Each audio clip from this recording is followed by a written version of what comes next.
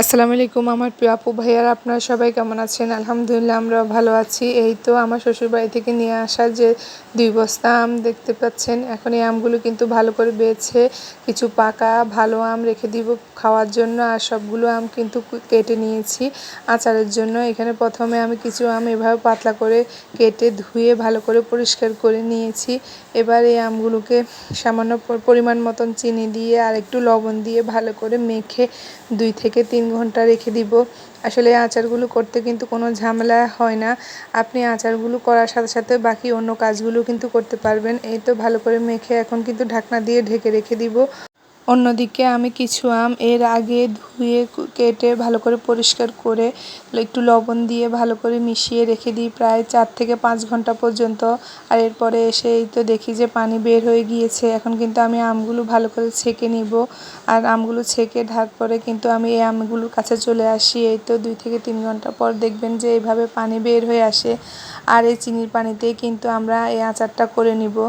এই আচারটা কক্সবাজারের যে বার্মিজ আচারটা একদম সেরকমই হবে এভাবে করলে। এখন এই পানি সহ কিন্তু আমরা পাতিলে দিয়ে ঢাকনাটা দিয়ে ঢেকে দিব। আর কিছুক্ষণ পরে এসে দেখি যে বলক চলে এসেছে। এখন নিচের আমগুলো উপরে দিয়ে আর উপরে আমগুলো নিচে দিয়ে একটু নেড়ে আবার ঢাকনা দিয়ে ঢেকে দিব। আর ঢেকে দেওয়ার পরে কিন্তু যখন আপনি আবার আসবেন তখন দেখবেন যে আপনার আমগুলো একদম কালার চেঞ্জ হয়ে গিয়েছে।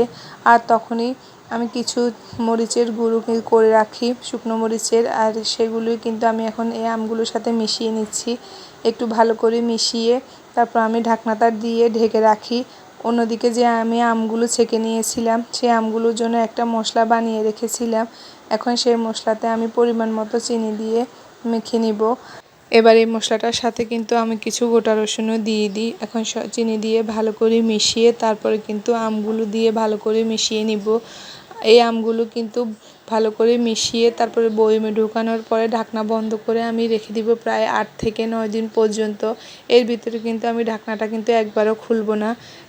এছাড়াও কিন্তু রোদ উঠলে প্রত্যেক দিন একটু একটু করে রোদও দিব।